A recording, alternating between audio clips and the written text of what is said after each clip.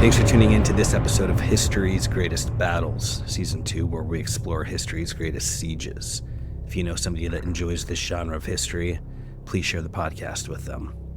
In the early 18th century, the struggle for North America was not yet decided. Spain, once the dominant power in the New World, found itself locked in an unrelenting contest with England. The Caribbean was a battleground. The eastern seaboard of North America was a frontier in dispute. The balance of power between empires was shifting, and no nation could afford to lose ground. Spain's hold on Florida had never been secure. Isolated from the wealth and reinforcements of Mexico, it was a vulnerable outpost in a vast, contested land. To the north, the English colonies of Carolina and Georgia were expanding, their populations growing, their ambitions unchecked. These were more than simple settlers. They were frontiersmen, traders, and soldiers, men who saw Spanish Florida as an obstacle to be removed. With war raging in Europe, England's colonial leaders seized their chance to drive Spain from the continent, striking deep into the heart of its last northern stronghold. The siege that followed was a battle over a distant Spanish outpost. It was a battle of endurance, of military strategy, of the sheer will to hold or to conquer. Its outcome would determine whether Spain could maintain a presence in the region or whether the English advance would continue unchecked. Had the fortress fallen, Spain's grip on Florida could have been severed decades earlier. England's hold on the southeast could have solidified, tightening the noose around France's Louisiana and Spanish Mexico. The American colonies, still a century from revolution, would have grown under an even stronger English hand, altering the shape of the future United States. Instead, the fortress held. Spain remained entrenched in Florida, a thorn in England's side, complicating British control over its southern frontier for another century. When the American Revolution came, Florida was still Spanish territory, forcing the British to fight on yet another front. And when the United States emerged, its expansion into the south was delayed, reshaped by the stubborn endurance of a Spanish stronghold that refused to fall when it mattered most. This was more than a siege. It was a moment when the fate of a continent wavered, where the ambitions of empires collided, and where the future of North America took a path that few could have foreseen. Let's now experience the Siege of St. Augustine. Welcome to History's Greatest Battles, Season 2, Episode 22, The Siege of St. Augustine, Florida, from the 10th of November to the 29th of December, 1702. Spanish forces, 230 soldiers, 180 Indians, and freed African slaves.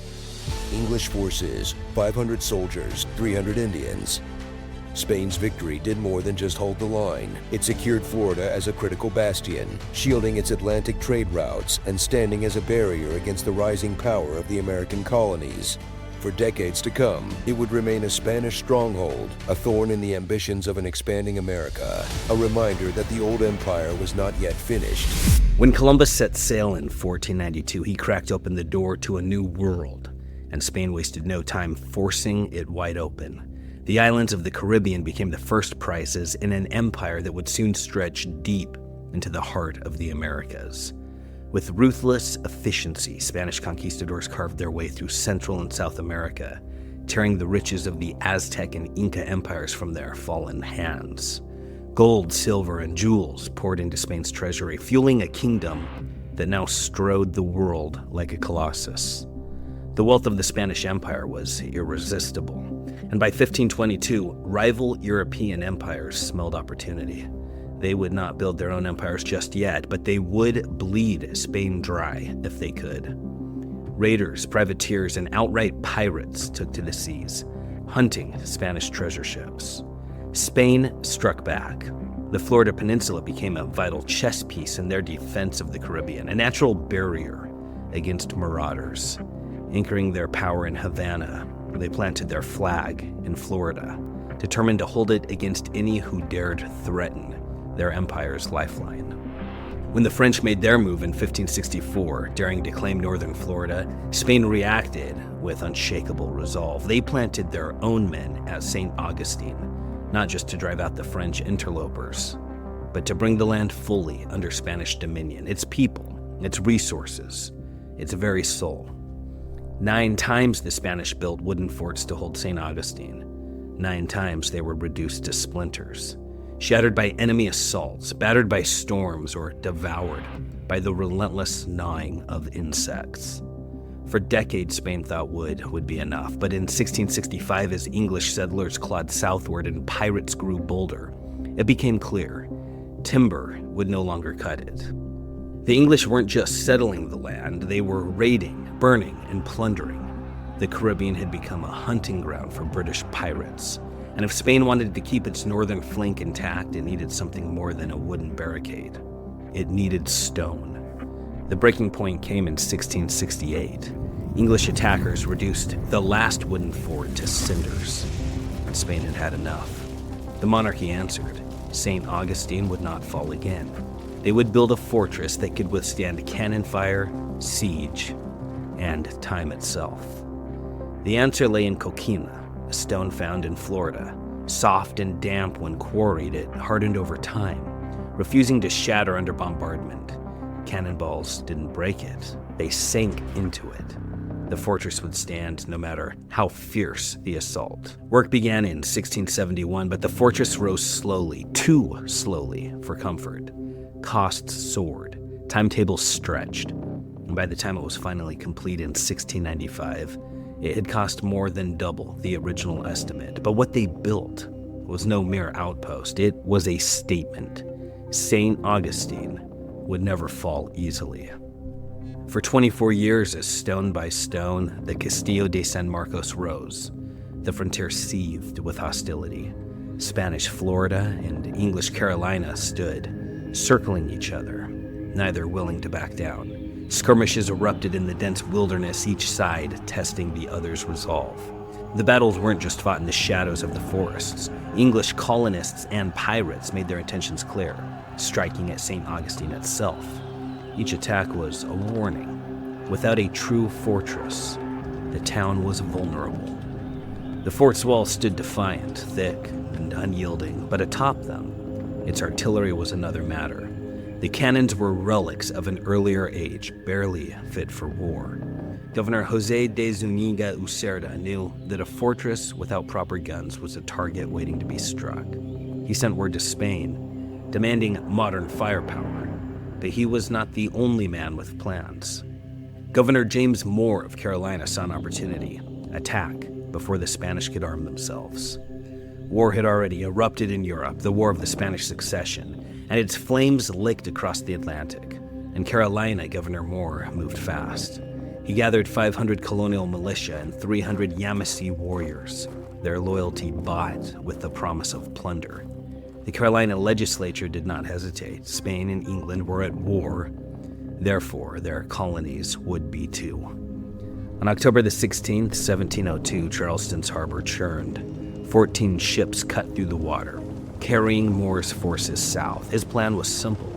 He would strike by sea, while his lieutenant, Colonel Robert Daniel, led a land force to descend upon St. Augustine from the north. The Spanish would have nowhere to run. Daniel's force made landfall in Spanish Gaul on November the 3rd. There would be no mercy, villages burned, their inhabitants either slain, captured, or fled south in desperation. The road to St. Augustine now lay open. Meanwhile, Moore's men carved their own bloody path along the coast. By the evening of November the 4th, the survivors of both assaults staggered into St. Augustine, breathless and terrified. War had finally come. Zúñiga wasted no time. The townspeople were ordered inside the fortress walls. Every scrap of food was seized. St. Augustine would not fall for lack of preparation. Zúñiga sent a frigate slicing through the waves to Havana, pleading for reinforcements. Messengers rode hard to Pensacola and Mobile, carrying the same urgent call: come now, or come too late. He was not content, though, to simply wait. A small Spanish force rode north to blunt the English advance. They fought, they bled, but they could not halt the English tide. By nightfall on November the 5th, the first English ships loomed on the horizon, 9 miles from the town. At dawn, 3 of them cut south past St. Augustine. sealing the Matanzas Inlet. Their grip on the city now tightened. By November the 8th, Moore's fleet had reached St. Augustine's harbor, but the sea itself conspired against them. The waters were simply too shallow for his ships to breach the entrance. Undeterred, his men landed on the southern shore and moved inland, linking up with Daniel's force. The siege was about to begin in full. On November the 9th, Zuniga gave his final order. Every last citizen was to take refuge within the fortress. No more would be left outside the walls. By morning, his scouts brought grim news. Daniel's men were nearly upon them. The English swarmed into St. Augustine, seizing every street, every alley, every building that lay beyond the fortress walls. Once their foothold was secured, Moore landed his own force, reinforcing the noose that was tightening around the Spanish stronghold. Within the stone walls of Castillo de San Marcos, Zuniga commanded roughly 1,500 souls. Among them, just over 200 were trained soldiers, with another 400 civilians he could press into service. But it wasn't enough. His cannons were relics, his ammunition scarce, and his gunners had never faced a real siege. The fortress was strong, but its defenders were another question entirely. Captured prisoners revealed the grim truth. The English were prepared to starve St. Augustine into submission. They had supplies for 3 long months. Zuniga knew his own stores wouldn't last nearly that long. If help didn't come from Havana, then the fortress would fall. By November the 14th, the English held St. Augustine itself, but Zuniga refused to let them turn the town into a base for their siege. He ordered a daring sortie. Spanish troops surged from the gates, torches in hand, and reduced every house within musket range to charred ruins. The English would find no shelter here. Every building within 75 yards was wiped from existence. Now nothing stood between the fortress and its enemies, only open ground, where Spanish muskets could cut down any who dared approach. Moore's men lacked the heavy guns to breach the walls outright, so they turned to the old method: trenches. They clawed at the earth, digging their way forward inch by inch, determined to bring their limited artillery close enough to strike. The Spanish guns roared from the parapets, but their fire did little real damage. Still, it kept the English hunched low in their trenches, wary of exposing themselves to a random, well-placed shot. Moore had a plan. His men were buying time for heavier artillery to arrive from Jamaica. He sent Colonel Daniel south, ordering him to return with the firepower needed to bring the Castillo de San Marcos crumbling down. The siege became a battle of patience and of endurance. Zuniga, against all odds, managed to slip messengers past the English lines. His pleas for help raced through the wilderness and across the sea, but whether they would be answered remained unknown. On December the 14th, a man calling himself Juan Lorenzo appeared at the gates of the fortress, a native accompanied by his wife, claiming to have abandoned the English. Once inside, he spun his tale. He had defected, abandoning the English out of loyalty to the Spanish cause. He came bearing what Zuniga most wanted to hear.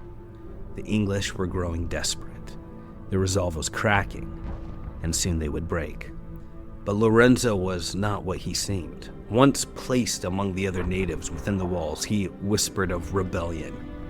Word of his treachery reached Zuniga swiftly. Lorenzo was seized, dragged away, and subjected to interrogation that left no room for deception. But he refused to break. His wife did, though. Under pressure, she revealed the truth. Lorenzo had been sent by the English with a mission of sabotage. If he had succeeded, the fort's powder magazine would have been destroyed in a fiery explosion. By December the 19th, the English had clawed their way within 100 yards of the fortress, but it wasn't enough. They still lacked the firepower to tear through the stone walls that stood between them and victory. Then, on Christmas Eve, Spanish hearts sank. On the horizon, 2 ships appeared, and above them, the Union Jack snapped in the wind.